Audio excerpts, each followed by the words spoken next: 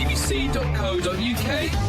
One of the Libertines has been jailed for 6 months for burgling one of his bandmates' homes. Doherty has had his 6-month jail sentence for burglary cut to 2 months after... Pete Doherty's in Thailand having treatment for drug addiction. The Libertines have dropped Pete Doherty as their frontman because he can't get off drugs. The band says he can come back when he's clean. The Libertines frontman Pete Doherty failed to show up in court this morning to face charges of possessing an offensive weapon. Police claim he was found with a flick knife. He was due at 10... Another day, another headline. It could be the Sunday Mirror, it could be the Enemy, it could be MTV or Radio 1's Newsbeat. But wherever you go, you're not far away from the latest twist in an often sad tale which has been unfolding now for over a year. The Libertines, once one of our most unabashed, unstoppable and irresistible flag-bearing bands for the future, are now tumbling through the summer, the victims of both inner turmoil and the sort of outside pressures, the like of which you and me may never know. The group, who many fans dubbed the most important band in Britain, will release their second album next week. But its arrival comes at a time when the future of the group is still uncertain, and events around the various band members still entirely unpredictable. Over the next half an hour, I'll be trying to throw some new light on the Libertines story and explain why we fell in love with them and why they fell out of love with each other. Plus, we'll be hearing the views of the people whose lives they've helped change. The army of Libertines fans. First time I saw the Libertines was about 2 years ago at Reading Festival. The energy on the stage, like the chemistry, it's just really intense. The first time I saw them was at the Forum in December, and the crowd invasion at the end was just incredible, legendary. They were kind of almost kissing while they were singing, and then they'd look like they were going to beat each other up with their guitars. When they're playing their songs, it's almost as if they're about to lose it. You come away feeling like a 14-year-old. I'm not being funny, I listen to music and I've not heard anything like this for a long time. This is the greatest band of our generation. The first time I saw the Libertines, they were bottom of the bill, opening for the Strokes at a rearranged gig at Leeds University in February 2002. They were ramshackle and fidgety and bare-chested and buoyant and looked like a bunch of urchins who just pilfered their way down London's Portobello Road. A couple of months later, I interviewed the band for Radio 1 for the first time. When did it start getting serious? Well, we met this girl called Banny, who'd seen us down at Filthy's, and she knew about our pact, but she had a pact of her own, and she talked a lot about Cantaloops and Style and Malcolm McLaren. And then she said, I'll tell you what, if you do this, this and this, I'll do this, this and this. So we did, and she did. As they sat on the couch, duelling for attention, they reminded me of a pair of classic 60s and 70s satirists. For Pete and Carl, read Pete and Dud, Peter Cook and Dudley Moore. But we'll come back to that later. So what have you got coming up? You've got a tour with Supergrass, an appointment with the Doctor. We've got to finish this song though, that we've been writing. A new song? Yeah. A provisional title? Provisions. You really are busking this, aren't you? You're busking this, aren't you? We're going to tell a story about busking, aren't we? Oh yeah, it's Sunday morning and... To match this banter, they also used to bicker, mostly about who was the best songwriter. But from our first few meetings and watching them on stage as the gigs got bigger, from the Camden Monarch to the Astoria in London's West End, they also looked utterly inseparable. The sparks that flew between them only seemed to fuel their creative partnership, while on stage, well, the chemistry was fascinating. The Libertines were a gang with two leaders, two sharply dressed dreamers who contributed to one of the best albums of 2002, Up the Bracket. With Mick Jones from The Clash producing, a record deal with the legendary indie label Rough Trade, and a growing fan base inspired by the group's rallying call to take life into your own hands, well, what could possibly go wrong? Don't look back into the sun. Now you know that the time has come, and they said it would never come for you. 2 years down the line, and the picture looks quite different. As we put the finishing touches to this feature, Pete has been exiled from the group. He's also waiting to be sentenced on charges of carrying an offensive weapon. The rest of the band, meanwhile, have forged on, ticking off dates on their summer itinerary, which continue this weekend at Reading and Leeds. On the eve of the release of their second album, we spoke to Carl Barrett, Pete Doherty and drummer Gary Powell. Pete at his flat, and Carl and Gary in a rehearsal room in South London at the end of a long day running through their set. Here's Carl. When you first met, where were you living? What were you doing? I was studying drama. My only closest friend was Peter's sister. You know, I met Peter through her, really. And there was a real magnetism, curious about each other and inspired each other. Where did you first live when you first lived together? That was in a house called Delaney Mansions. It was lots of little sort of chambers, sort of 60s bedsits, and there was absolute cabaret living here. The only way of getting in was through a broken window. We were sharing a dirty mattress that we found in the alleyway.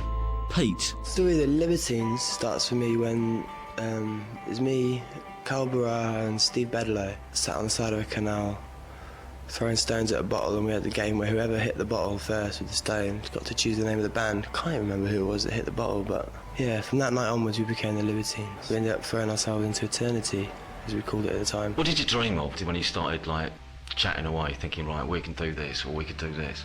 Just to have adventures and celebrate just the wonderful things that we made every day journey. A bit of rites of passage, you think, I guess I could make a little Stand By Me film or something.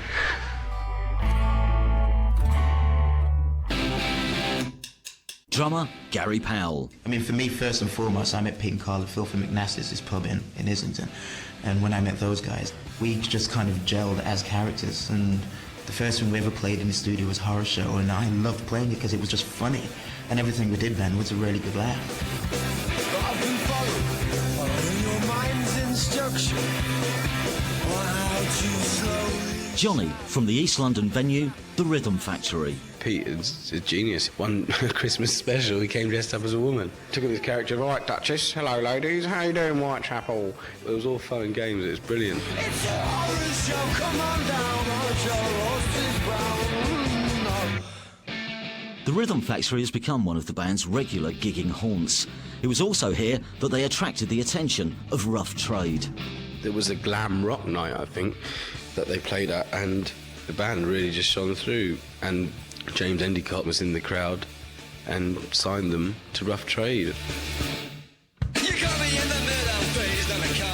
Pete's guitar and Carl's guitar, they talk to each other. When you think, oh, he's just fiddling around the guitar. Oh no, that's an intro to the next tune. And they like dancing. They swirl around, and the whole reason why we go and watch and like bands and like people who are in bands, because there's something unique between the two frontmen, and the rhythm section, I reckon, are one of the best rhythm sections in the rock scene at the moment. Apart from the clothes and the chemistry between the band members, the Libertines' love of our sceptred isles, culture and heritage has formed a major part of their makeup and their lyrical imagery. It's littered with tradition and references to politics, British literature and classic 60s comedians, including Tony Hancock, famous for his show Hancock's Half Hour. Just doing a bit of housework for a change. I got a poster blown up of Tony Hancock as used as a backdrop. Stone me, what a life. It's been a bit of an obsession really since I was a kid. Just loved that fantasy world where anything could happen, but inevitably you'd always end up the fall guy, you know what I mean?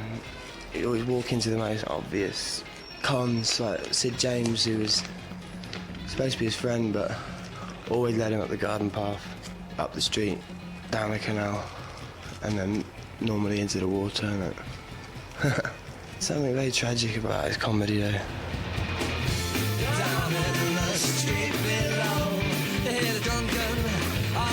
Pete even manages to lift a line from one of the episodes, The Poetry Society, for the song Vertigo. Lead pipes, fortune made.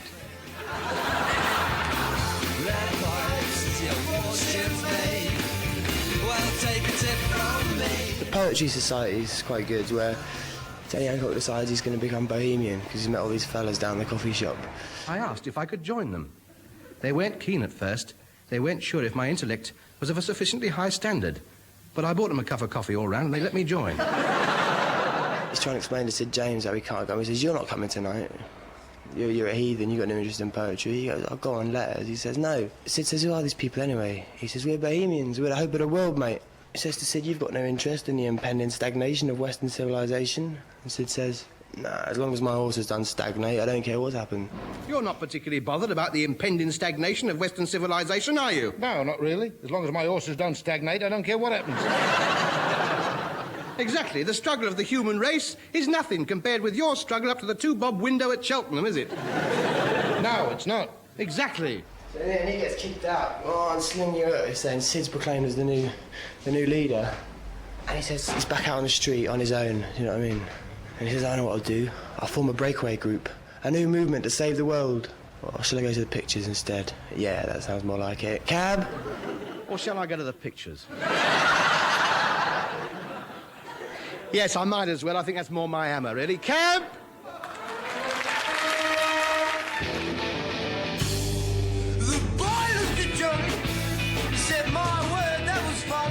Peter is frighteningly intelligent. I've never known anyone as clever as him. Roger Sargent, who's photographed the band for the last 2 years and counts himself both as a fan and a friend. Carl's the same, but different. They're very intense, very, very worldly people. I first met the band probably about 5 or 6 years ago. They lived above me in a flat on Holloway Road with a sort of S&M prostitute who was also the drummer in the band at the time. And I threw one of them down the stairs because he broke our front door in. But I don't remember actually who it was, and we've kind of shied away from that subject ever since. Properly, I met them 2.5 years ago. I saw them play at the Cherry Gem show near Paddington. And I was about to leave London. I'd had enough of taking pictures of bands, and I was quite disillusioned with everything. But a couple of friends convinced me to stay for a little bit longer, and one of them convinced me to see this band that he was doing press for, and that was the Libertines. Seeing them do this show was the first time for years that I'd been excited and a little bit scared seeing a band, and I insisted on doing their photographs from there on. Roger Sargent's recent exhibition of Libertines pictures took place in a Camden gallery just over a month ago. In front of an invited audience, the unannounced but not entirely surprised guest was Pete Doherty himself. Looking pale but warmed by the crowd's response, Doherty played a short solo set which started with a cover of Always Something There to Remind Me and included Can't Stand Me Now and Time for Heroes. It's not the first time, of course, that Pete's played solo. His impromptu half-guitar, will play appearances have taken him all over London and, on numerous occasions, back to his own flat. It's breaking down the barriers between the audience and the performers, and that's what the Libertines is all about. It's everything anti-Nebworth Oasis. You know, when fans were kept behind a barrier 20 metres away from the stage. Doherty invites people around his house and he plays to them. No, we've always done it really, before, during and after the Libertines. It's very difficult sometimes. When it works, there's nothing quite like it, you know what I mean? Everyone just sitting around and flicking through books, putting on records, and people are always frighteningly well behaved as well. When it doesn't work, there's nothing worse, but I suppose part of the reason of starting a band and going out there singing is to make friends and meet new people. My name's Nikki. I'm from Shrewsbury. We just went on the internet and it had a little note saying that he was going to play a secret gig. We had to go to these 4 red telephone boxes, and then we looked up and he was waving us out the window, so we were like, all right, got the right place then. And then he just let everyone in to his flat. There's probably about 50 people there, sort of sing along with him and everything. It's great.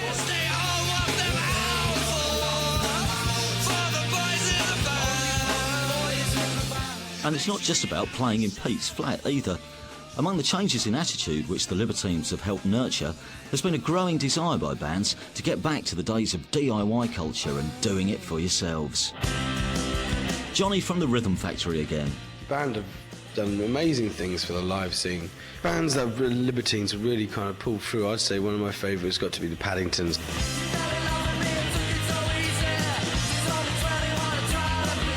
I really do feel that band and the others, the Rocks, Art Brut, Unstrung, the Lambs, and it's a great scene and a great time to be involved in. Some people, including the band's manager Alan McGee, would go even further than this with their claims of how influential and inspiring the Libertines have been.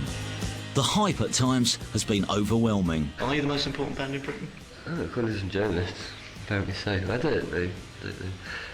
And if so... Why do you think they take it that? I guess they must think we're making waves or something. I don't know. That's not really.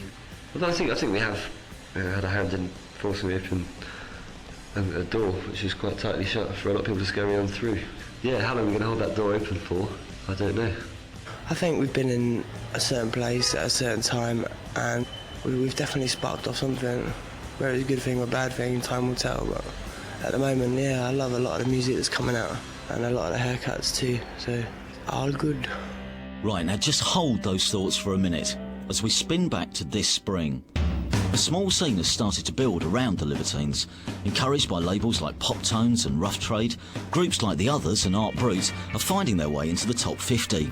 What we need now is a second album from the band who helped galvanise these people and their fans into action. Plans are laid for the Libertines to record their new record at the turn of the year, with ex-Suede guitarist Bernard Butler producing.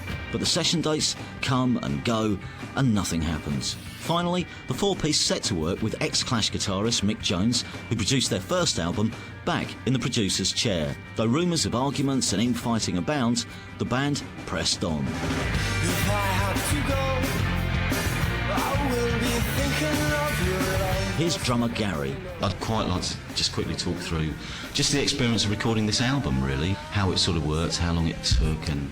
It was very strange, actually. It was a completely different atmosphere and environment from the last album. Obviously, there was a little bit of tension between Pete and Carl at that point in time. The recording of the album was so haphazard.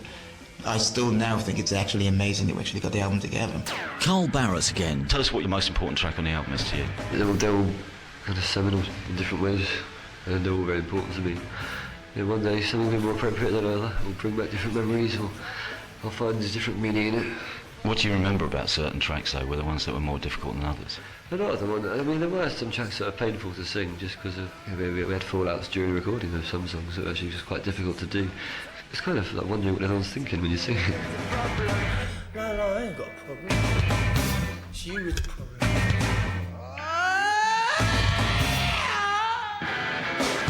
I mean, I think the other thing about this record is that there's a sense that it's looser, it's got more cracks in it. Yeah, well, we left a lot of these on purpose, really, because they're sort of... It's like almost a photograph in many ways of just of time and a feeling. And here's Pete Doherty's take on the record. Very proud, very excited. I can't wait for people to hear it, and in a way it's a bit like a different era, because I mean, really, it should have been recorded a year and a half ago. But at last it's out, so it's a bit of relief that a kind of part of me thought it was never going to come out, you know. Very keenly, it seems to capture everything, you know, not just from the current time, but from years and years ago. Like Music When the Lights Go Out is a track that was written 4, 5, 6 years ago. Belongs to another era, another world, but it just fits into place so well. Is it cruel or kind not to speak my mind and to lie to you rather than hurt you? Well, I'll confess to all my sins after several large gins, but still I'll hide from you, hide what's inside from you, and alarm bells ring when you say your heart still sings when you're with me. Oh, won't you please forgive me, I no longer hear the music. Carl. Just the very nature of the situation that was occurring when we made the album kind of shifted everything to be much more autobiographical than it had previously seemed. It's kind of, for me, it was almost coincidental, some of it. Pete's favourite track on the album is Tomblands. Tomblands. I register a voice. I don't know, I wrote that while I was in prison. When I went to the open prison for a little while, the chaplain had a guitar. It was mad, I sat down with it. First time I played a guitar in about 3 weeks. And I had a little cry, laying down back into the sun. And I just wrote Tomblands, just came out. And it's wicked hearing that, thinking about how it started and then recording it with Mick Jones, and now it's been released. It's so exciting. In the land of the gouging skiving suns, bodies in a room, lad. Never on a day's work is done, they call it the Tomblands. This time you know, they're never gonna get me, no. Never gonna get me, no. Never gonna get me, no. Yeah, maybe that's one regret I have, is like giving some of those songs to the Libertines. Maybe I should have saved them for Baby Shaman's album, but I just thought if we're going to be a band, then we're going to be a band, right? So share the songs. Carl. Can't Stand Me Now, which a lot of people are saying is, it's like a conversation between you, because I've known you since reasonably near the start. And you always did used to bicker. Well, yeah, absolutely, and you can look at it on that level, or you can look at it at some deep, over-profound level. It doesn't really detract from what we do have in common, though. There was a quote from Gary saying that you wrote Can't Stand Me Now on a really particularly bad day. There was a lot of particularly bad days, really. There was a lot of gloom and thunder. I suppose that kind of comes out in the tracks. I don't know if I'm just being stupid or I've not slept for too long, but I find there's some kind of benign optimism in Can't Stand Me. Yeah, well, I thought that was, maybe I'm wrong. Do you think that people don't get the humour in the Libertines? I mean, there's a lot of humour in some of the lyrics. Even in this album, which a lot of people think is a very dark album. Actually, there's some really funny bits in it. Arbeit My Frey is a perfect example of that. I love that track. I think that possibly is one of my favourite tracks on there. Arbeit My Frey! And the lyrics on that are just absolutely amazing. Explain it to somebody who hasn't heard it. Her old man, he don't like blacks or Jews, but he probably killed the Nazis. How queer. Your old man, he don't like blacks or queers. Yes, he's probably beat the Nazis. How queer. It's just kind of very quaint and very English in its content, and I'm not going to blow our own trumpet and say that's kind of our thing. No one else does it, but I do think it's just something that we just kind of do quite well.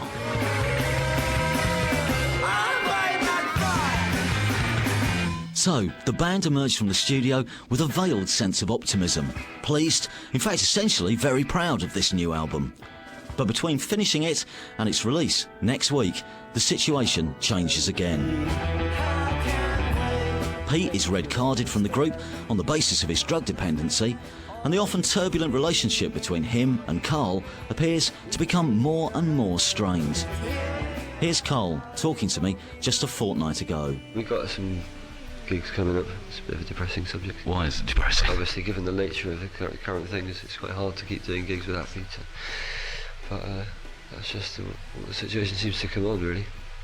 But part of the reason you're doing this is because otherwise the story with Peter will end up being the story of the Libertines if you don't go and tour the album. This is true, and also if you stop dead here, I think Peter will probably turn in on himself. He's got the promise of coming back as soon as he makes one very small, very key decision in his head. Pete. I think anyone who knows or is willing to give the truth a chance, is willing to see things as they really are, is going to very, very quickly realise that the Libertines is my story anyway. So I'm not worried because it's the truth. It's my band, it's my songs. It's what makes it all the more heartbreaking that they've kicked me out, really.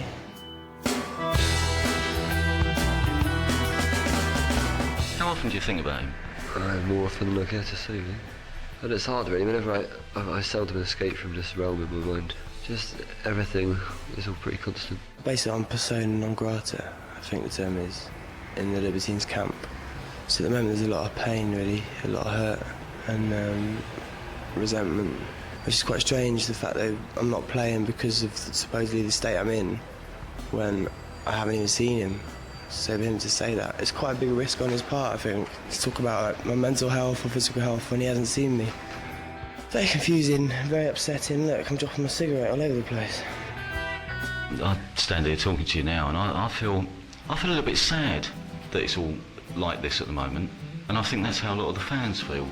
Because I don't like looking at you thinking you've got the weight of the whole band on your shoulders. Yeah, I don't like feeling that. But one thing which is a slight glimmer of relief is that the fans understand this time. Last summer I had to say my friend was unwell when he's on the internet every day saying I'm not unwell, and they think I'm trying to cover him up, kick him off the stage so I can have it for myself. And so I got the kind of villain thing going on, and that's really hard. I couldn't say what actually the truth was. But since Peter's been in the press and talking about everything, then there's been a bit of a weight off, and the fans are really involved in what's going on. So when we play the gig now, they know why Peter's not there, and they want to know as much as I do, to get a big round of applause and encouragement, which is kind of nice.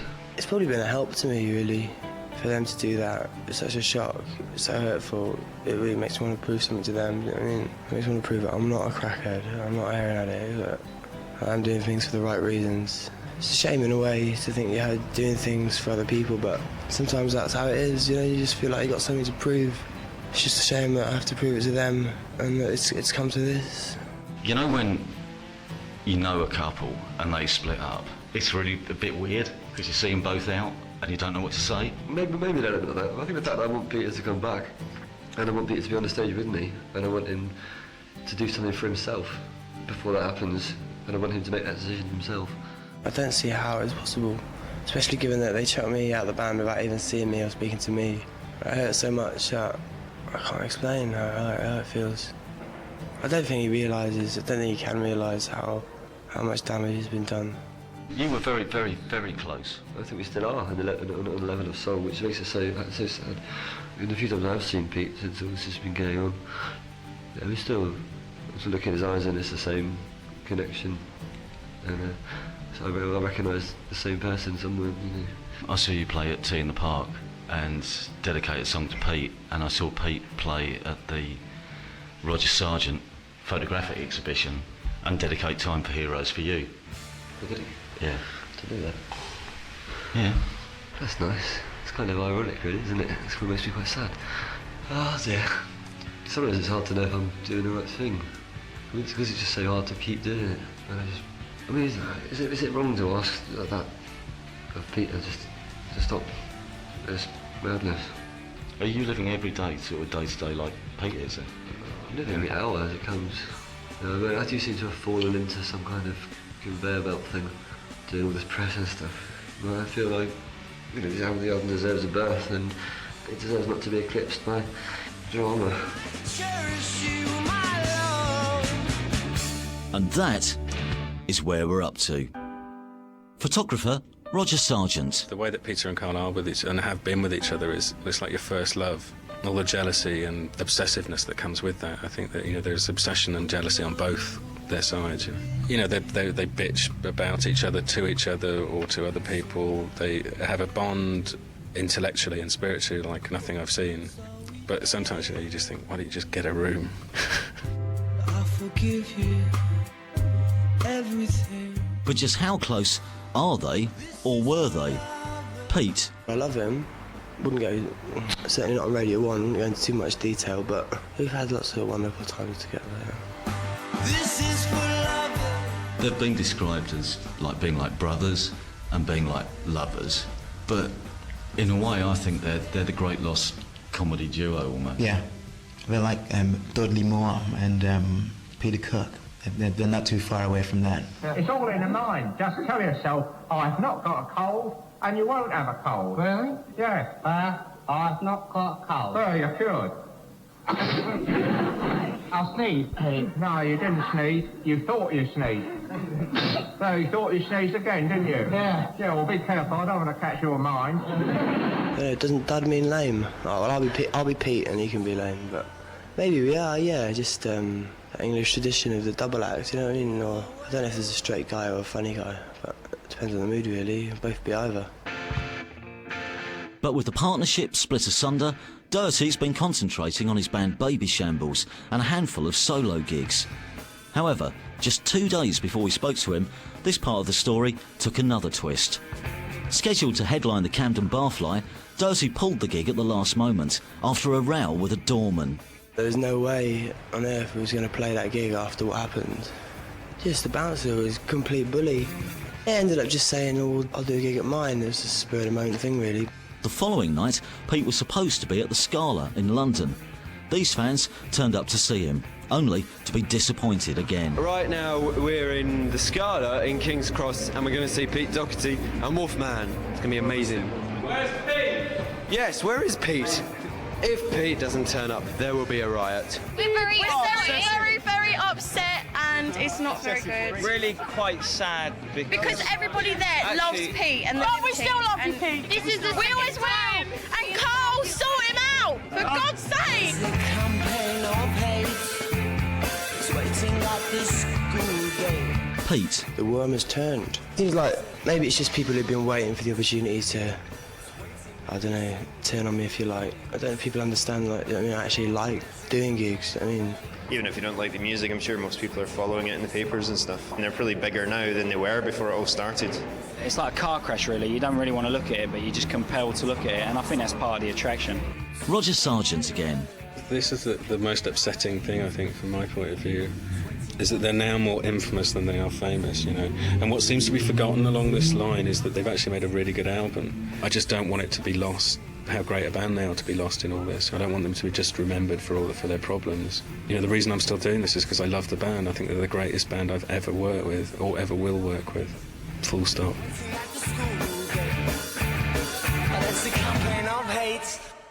The Libertines album is out next Monday. Make of it what you will. For a lot of people, though, this is an incredibly important album. To my mind, it's a brilliantly honest record, a warts and all, triumphs and failures type of album. Not to mention the fact that it is bookended by two of its best and most autobiographical tracks. It starts with Can't Stand Me Now. It finishes with a song which pays homage to another 70s TV comedy pairing, The Likely Lads.